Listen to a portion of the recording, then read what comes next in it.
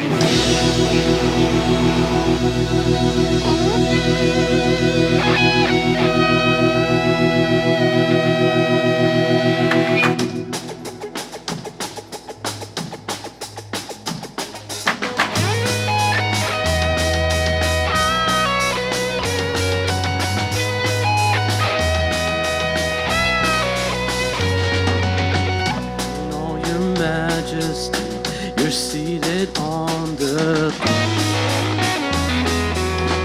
Angels surround you, they sing to you alone. In adoration, they raise a holy note.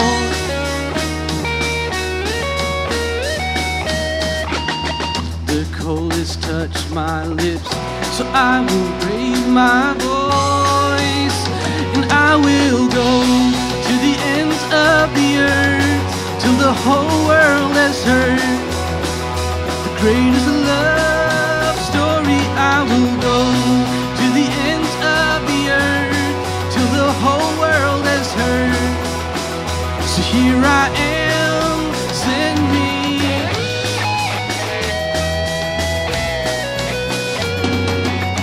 Highly exalted King, your presence fills the air.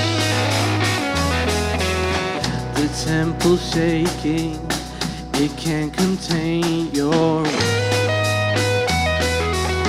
I've seen your glory, I can't be silent now.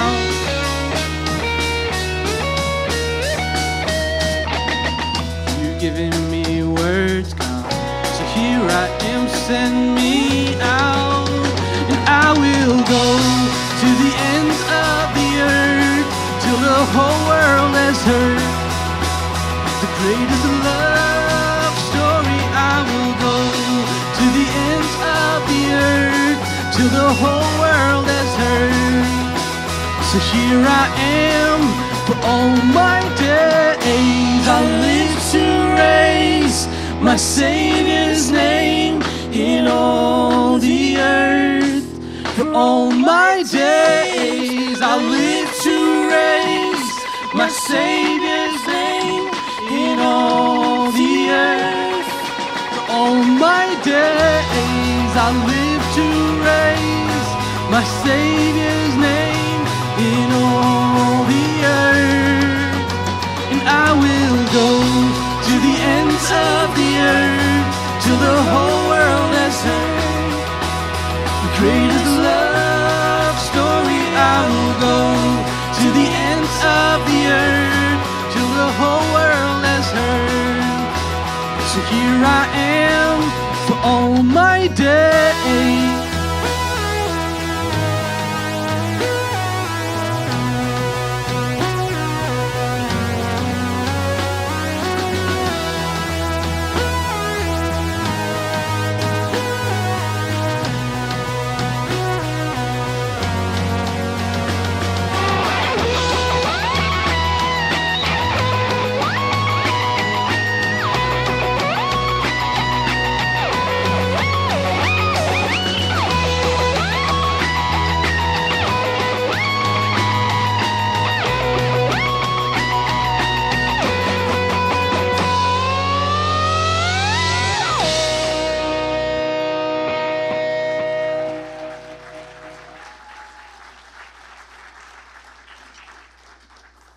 Thank you, guys. This next song is called Solution.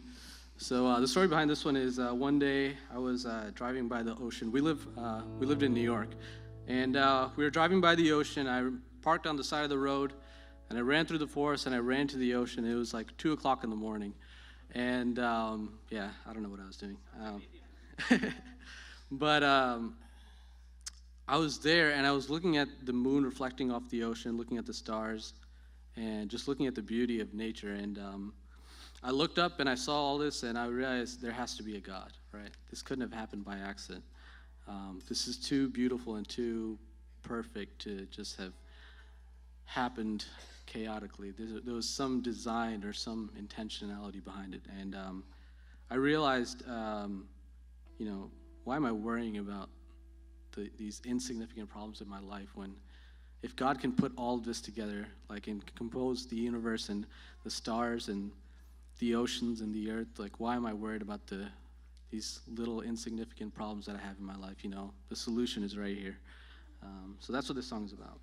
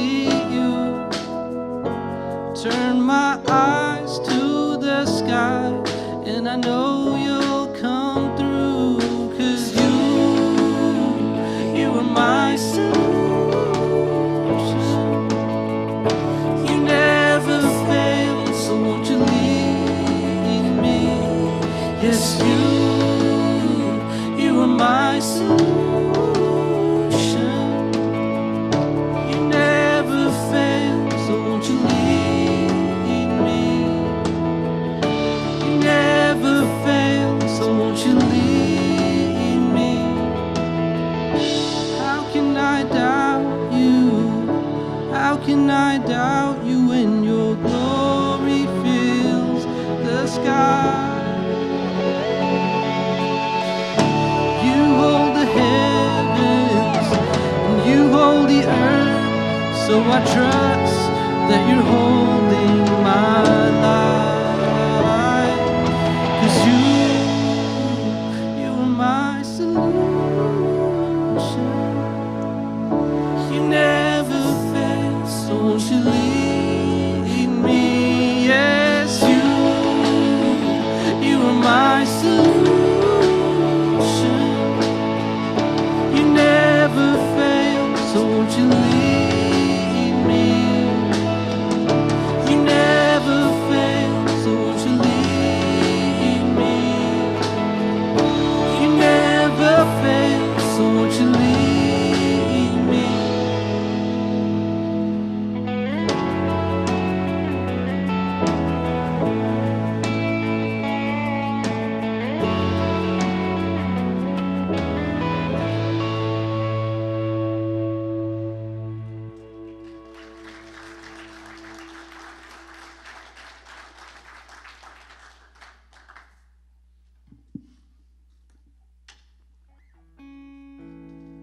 This next song is called Save Me a Seat. So this song was written based on a friend of mine, his testimony.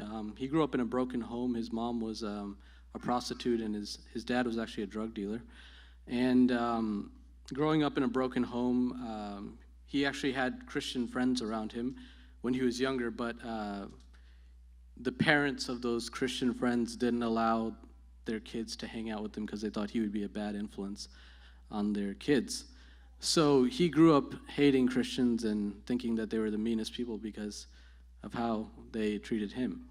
And he thought that, these people show no grace, no mercy, but they talk about it. So this song is called Save Me a Seat. It's based on his story.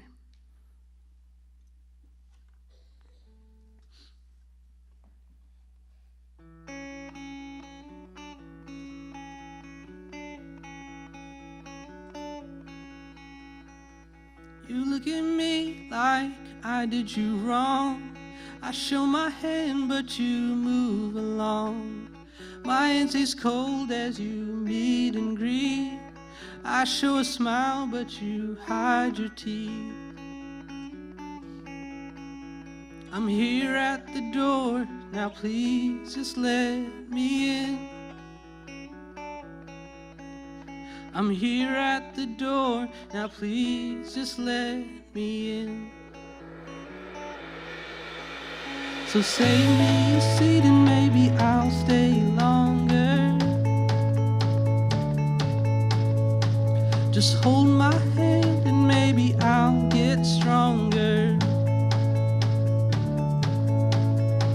I know I'm no greater than the least of these, but I hear there's someone here who died for me.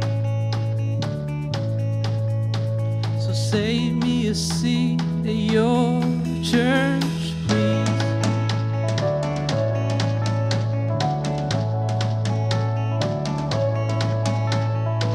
Perfect homes, healthy family trees, your religion, your prestige, lofty saints in suits and ties, look at me with their judging eyes.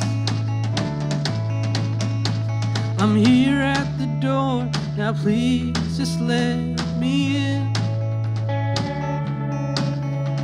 I'm here at the door, now please just let me in.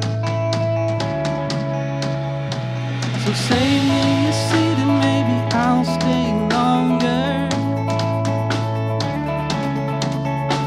Just hold my hand and maybe I'll get stronger. I know I'm no greater than the least of these, but I hear there's someone here who died for me. So save me a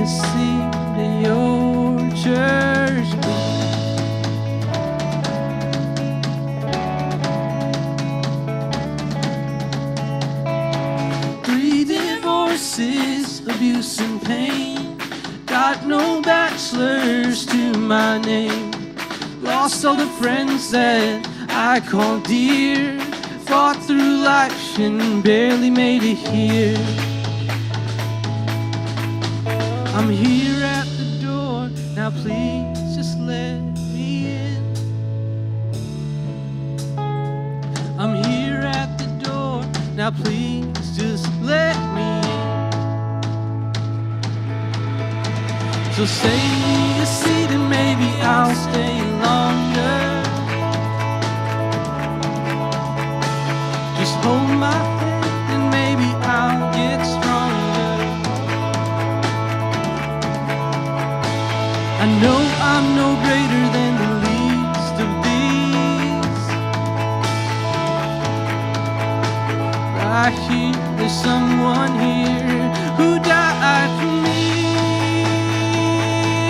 Yeah, so save me a seat and maybe I'll stay longer. Just hold my hand and maybe I'll get stronger. I know I'm no greater than the least of these. Right here, there's someone here who died for me. So save me a seat at your church. Just save me a seat at your church, please. Just save me a seat at your church, please.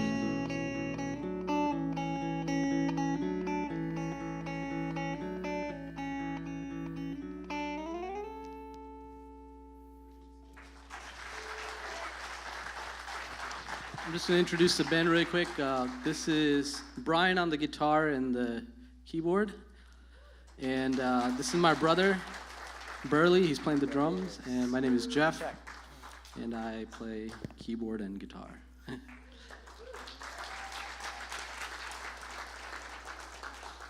Hey guys, good morning to everyone. You guys, am I on? Check. You guys hear me? All right. So I know we're on a little bit of a time crunch, so I have a lot of thoughts in my head, so I'm going to do my best to just cut it down to 15 minutes. First of all, thank you, Pastor Allen, for having us here, and the whole church for having us here, really. You guys have shown already so much love, and really, thank you. First thing you need to know about is that we used to be called Lighthouse. You guys might have saw that in the promo video. Until those guys, man, those Canadians. The Canadian platinum-selling rock band from the 70s, also called Lighthouse, started messaging us on Facebook saying, come on, guys, what's the deal? So we had to pick a new name, so we went to the Bible, as a good Christian band should. Went to the Bible and was like, all right, God, what do you want us to call ourselves? So we read this passage. You guys know Jonathan? So it's basically David and Goliath. David's buddy is Jonathan. So Jonathan, and he has this guy that carries all his swords and everything. So it's just these two guys, Jonathan, the armor bearer.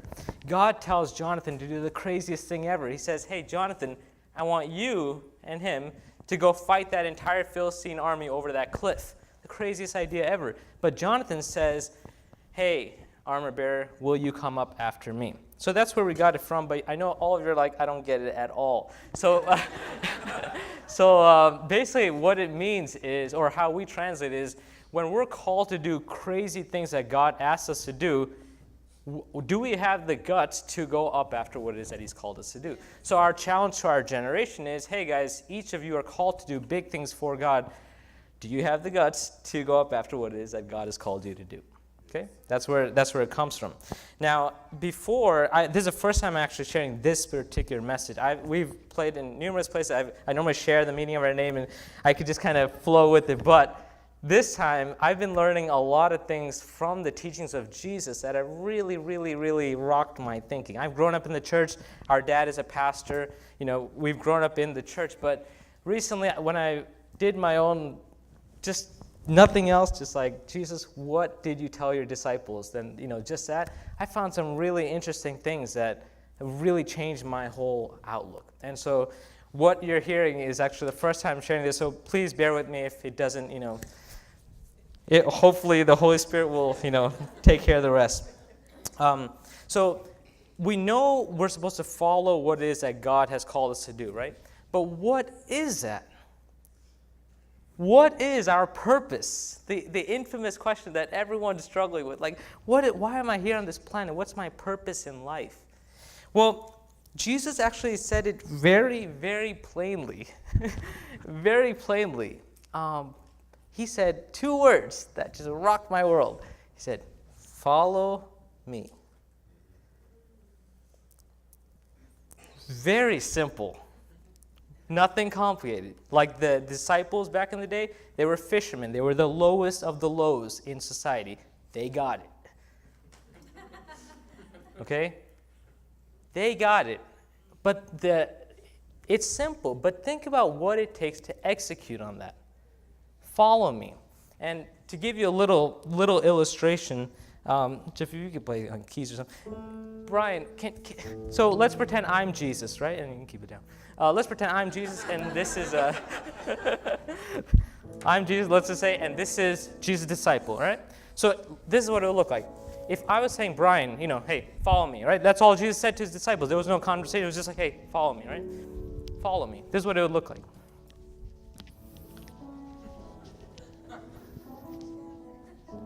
Right? I went here. What did Brian do? He followed me, right?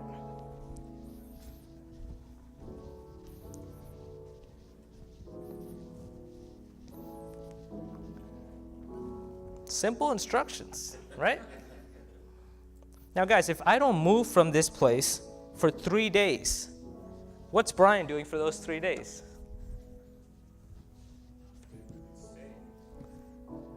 Right? What's he doing? He's staying with me for 3 days. He's not doing anything with his life for 3 days. Unless I move, he doesn't move.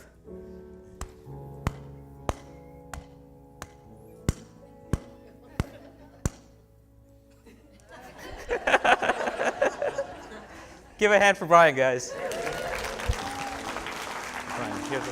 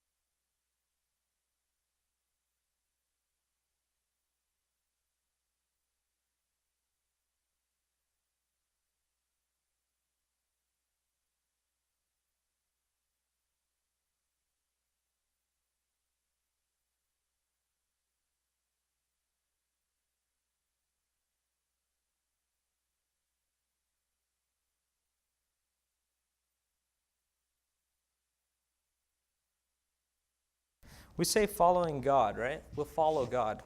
Look at the drastic measures that Brian had to go through for the last few days now. I mean, I walked all the way there. He couldn't do anything with his life. I had to walk all the way back there. He walked all the way back with me. Now, what was going through his mind, guys, as he was walking with me? Was he thinking about, like, all right, what am I going to do next? What am I going to do next? What was he thinking? What do you think? Sorry, my hearing is really bad. What is it? Okay, yeah, doubt, yeah, because he doesn't know where we're going next, right? Okay, what else? Like, I mean, really, is he thinking about too much? right? Like, it's just, I got a guy in front of me, I'm going to follow him. That's the only thing he told me to do. I'm just going to follow him, right? It's pretty straightforward, right? And then he got to a point where the person he was following was telling him things to do, but he couldn't hear it. Whose fault was that? Yeah, partially his, but also yours. You guys were a distraction. So what did Brian have to do, guys? He's like, hold on, guys, hold on. Stop laughing, stop, like, whatever you're doing. Keyboard player, I know you're playing pretty music, but chill. I can't hear God. So if you can write two things down, I just want to, if you could take something away from this, it'd be these two things. What I'm basically saying is, yeah, we know we have to follow God, right? But I'm going to say following God is not easy. It's not easy. And I'm not the one saying that. If you look in Matthew chapter 7, I think it's verse 13, basically Jesus talks, I think the verse might be, enter by the narrow gate, for the gate is wide and the way is easy that leads to destruction. And those who enter by it are many. For the gate is narrow and the way is hard that leads to life, and only few find it. Jesus said that, not me. And the word for narrow in the Greek actually means constricting. It's an agonizing path. Jesus is saying this, okay? Not my words. And this doesn't mean that unless your life is this, you're not a disciple. But what Jesus is saying from here is it's going to be a hard path. And so all I'm saying is following God is not easy. And number one, it requires us to listen to God. Because most of us, I would say, if you heard the voice of God, you would do it. Most of you, right? It's God talking. I mean, yeah, I'm going to do it. But the hard part is hearing him. How many times have we said, but I'm always talking to God? I'm always talking to God. I'm in the car, I'm talking to God. I'm always talking. Hey, guys, who's listening? Talking to God is the easy part. God, I have this problem, I have that problem. You take care of this, take care of that. Please pray for this. Now, throw everything in your hands. Who's listening to what he's saying? And normally, it would be great, it would be easy if God just talked to you like I'm talking to you. That'd be easy.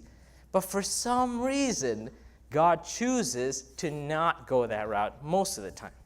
Of course, we know he's spoken in audible language, but for some reason, he chooses to go like the coded route, like the secret puzzle-making route. Why, God? Just tell me, I'll do it. Well, here's why, guys. Because, one, like even in 1 Kings, back in the Old Testament, there was this idea of there was an earthquake, but God wasn't in the earthquake. There was a fire, but God wasn't in the fire. There was a giant wind that tore up the whole mountains, but he wasn't in that. And then he came in a little small whisper. A tiny whisper. You really got to tune out that stuff. All the noise that we're surrounded with in life, the busyness of our schedules. Guys, it's rough. I have 14-hour driving day. I drive for a living. I do cross-country shipping, like antique furniture. I drive my shift is 14 hours. I drive 11 hours. After 11 hours, I don't want to do anything. I literally get to my sleeper, I crash. That's it. Like, where in our schedules is there time to, like, tune out the world and just, like, God, what are you saying? Right?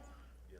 But what I'm going to say is if it's actually a priority to you, if you're actually following him, you will have to make time. How can you follow something you can't hear? The other thing you have to know about God is kind of like, you ever seen the movie Inception? You know how like Jonathan Nolan, every tree in that movie probably had a purpose behind it? That's exactly how God works.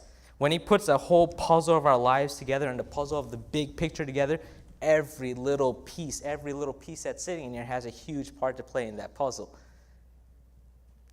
Every word he has said, everything he has done, it's all very, very intentional. And he relies on us to actually go search after it. What he's checking for is, all right, who's actually running after? Who's actually following me? Actually, I'll prove this in Proverbs chapter 25. He actually says, it is the glory of God. It is the glory of God to conceal things. It's his, like, that's what he gets excited with. I'm going to hide it and make sure my kids don't see it. Let's see if they actually come running after it. Because it's the glory of kings to actually search it out. It's the glory of the king to actually, let me try to find it. He wants this, guys. He never says we're going to find it. He just said he just wants to search. You get it? So it's going to require some effort to listen to God, is what I'm saying.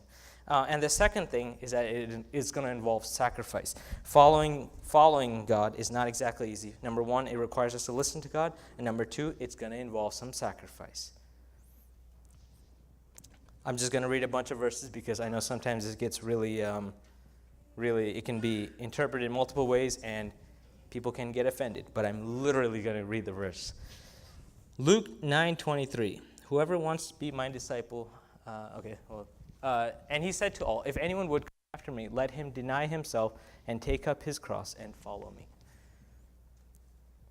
You could do your own research on that, but what I interpreted from that was you pretty much don't exist.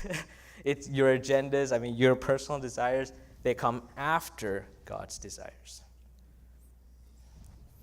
And that's a rough thing for a lot of us because we all have personal desires. We have ambitions, goals, and all that stuff. I'm not saying there's no place for that, but I'm saying God's agendas come first. Luke chapter 9, verse 57 and 58. That's cool. As they were walking along the road, someone said to him, I will follow you wherever you go. And Jesus said to him, foxes have holes and birds of the air have nests, but the Son of Man has nowhere to lay his head. Basically what Jesus is saying is like, bro, you sure you want to do this? This follow me route is not fun, man. It's not peachy. We're going to get jumped. We're going to get murdered. We're going to get robbed, the whole thing. You guys sure you want to do this? After this, you could study this for yourself. After this, he goes into the whole thing of like counting the cost. Are you going to be the guy that has an army of 10,000 trying to fight an army of 20,000? He doesn't go sit down and count the cost first. He goes into like parable after this, trying to explain this one idea. But you guys read that for yourself. Luke 14:26. If anyone comes to me and does not hate his own father and mother and wife and children and brothers and sisters, and yes, even his own life, he can't be my disciple. What do you mean? What do you mean? God, you're the God of love. You've given me responsibility. That's my wife and daughter over there. Like, what do you mean? I'm going to hate them? And the word, I looked up the word cannot in the Greek just to make sure.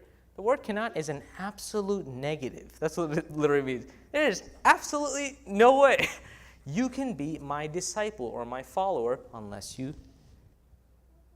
Now, what does that mean? It doesn't mean I hate you guys. What it means is you love Jesus so much and you prioritize him way over your earthly family. It looks like, relative to that, you hate them. The theme is very consistent. God, I love you so much more than anything that I'm surrounded with. And last verse, Luke 14:33. So therefore, any one of you who does not renounce all that he has, material possessions, cannot be my disciple. Again, same concept. We're not saying sell your house, sell your car, because none of this is from God. That's not what we're saying. What we're saying is if you're holding on to that with the tight grip that God is saying, hey, I'm more important than that. Let go of that. And you can't. You got another God, man. You got another God, and he's not cool with that. I'll tell you that straight up. He clearly says, don't serve two masters. Yeah. So just pick one, right? So all these things to say, there's a huge cost to what Brian did when he followed. Now, all of us, we're on some journey of following Jesus, right? But it might be, I don't know. I know I definitely went through this phase of I had to reconsider if I was, one, actually following Jesus the way he asked for, and two, what that would look like for me. So maybe that's a thing for you guys too, because our challenge to you guys is definitely go up after what it is that you're called to do. And we believe it is to follow Jesus. But we are saying It's not going to be the peachiest route. Now, I know there might be one question that some of us are thinking, like, but then why would I do it? Like, what's the benefit? Like, right? And that's a part that, unfortunately, I don't want to get into right on stage right now, just because I want to respect your times. I know service ends very soon. But I will be here anywhere, because there's a whole nother chapter to this, that Jesus came down, what he actually called the good news. And he called it the good news for a reason. And basically, in a nutshell, it's the idea of each one of you, what I said before, have a special purpose in this planet for this particular time and season for the King's agendas. He needs you here for that. And each of you are given specific gifts, specific designs, specific talents. I love trucks. I could even tell you how my love for trucks, 18-wheelers, is used for the kingdom. Like, I'm not talking about, like, I can't sing, I can't preach, so I'm useless to society. No, I'm not talking about that. I'm talking about, like, whatever you're gifted with, it is from God, and it is meant for you to foster, and there's a much bigger picture that you have to execute on. But there's no point of me telling you all that if we can't get the follow me part down, right? Otherwise, it's just like, it's like, Lord, Lord, I did everything in your name, but, like, I didn't really know you. You know what I'm saying? Like, that's kind of cheating. Does that make sense? Yeah. So if there's any of you guys that do want to hear the whole kingdom story, again, I'll be here. I just don't want to prolong the service and make it longer and waste your time. But anyway, we challenge you to go up after what it is that you're called to do. I think we're just going to play 2 more songs, and then we'll be out of your way. All right, guys.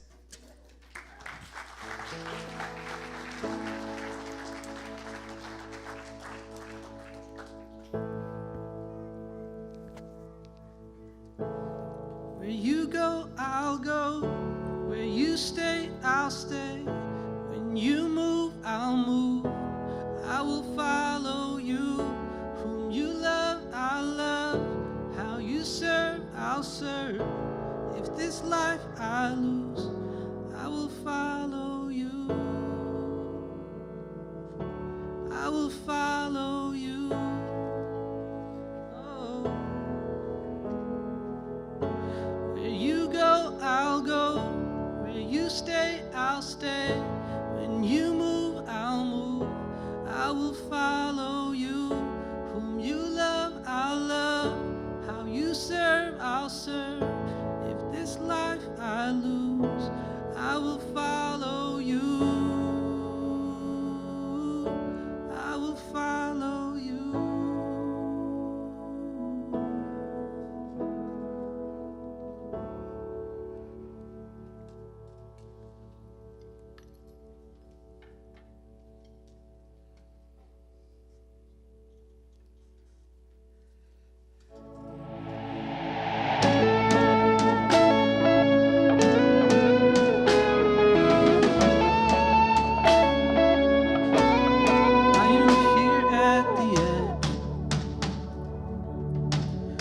The doubts in my mind,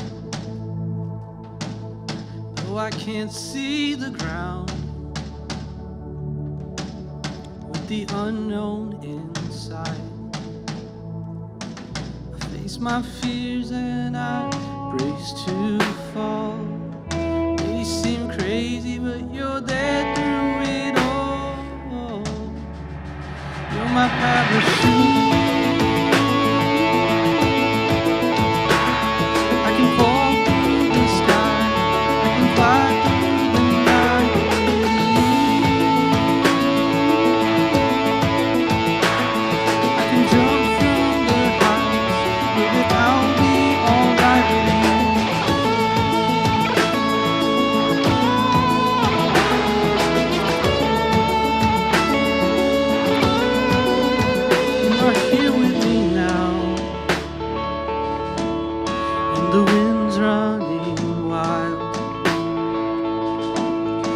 Said don't be afraid, I am right by your side. face my fears and I take this fall. May seem crazy, but you're there through it all. You're my parachute. I can fall through the sky. I can fly through the night with you. I can jump from the heights, know that I'll be alright with you. Gravity has taken its toll, till I feel your embrace. Glad I jumped, I'm living by faith. I'm holding on to you. What's the point of gaining this world? I lose my soul as I wait for this life to land safe. On my parachute, I can fall through the sky. I can fly through the night with you. I can jump from the heights, know that I'll be alright with you.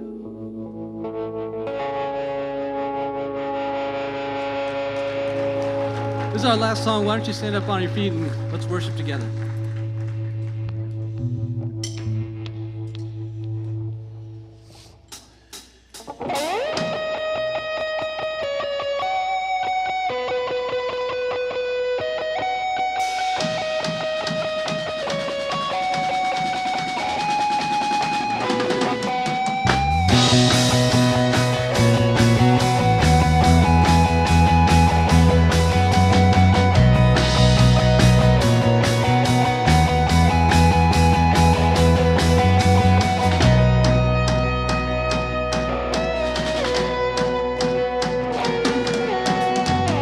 I wanna scream it out from every mountain top. You no bounds. Your goodness never stops. Your mercy follows me. Your kindness fills my life. Your love amazes me. And I'll sing because you are good, and I'll dance because you are good, and I'll shout because you are good. Yes, you are good to me.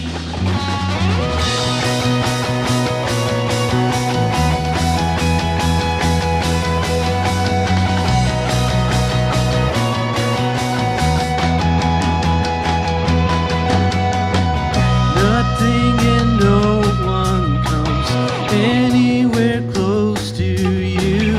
The earth and oceans deep only reflect this truth. And in my darkest night, you shine as bright as day. Your love amazes me.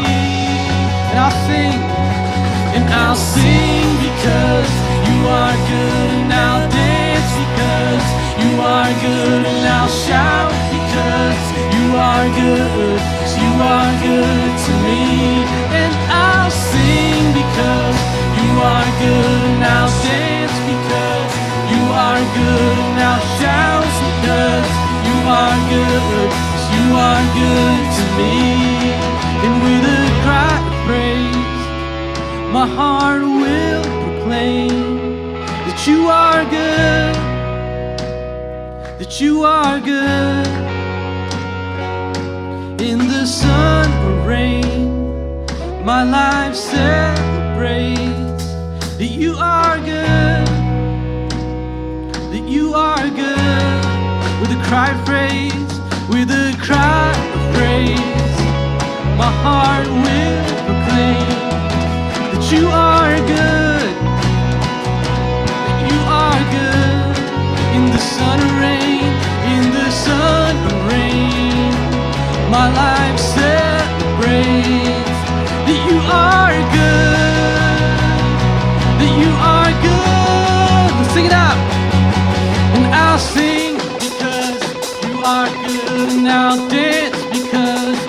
are good. Now shout because you are good. Yes, you are good to me. And I'll sing because you are good. And I'll dance because you are good. And I'll shout because you are good. Yes, you are good to me. And I'll sing because you are good. And I'll dance because you are good. And I'll shout because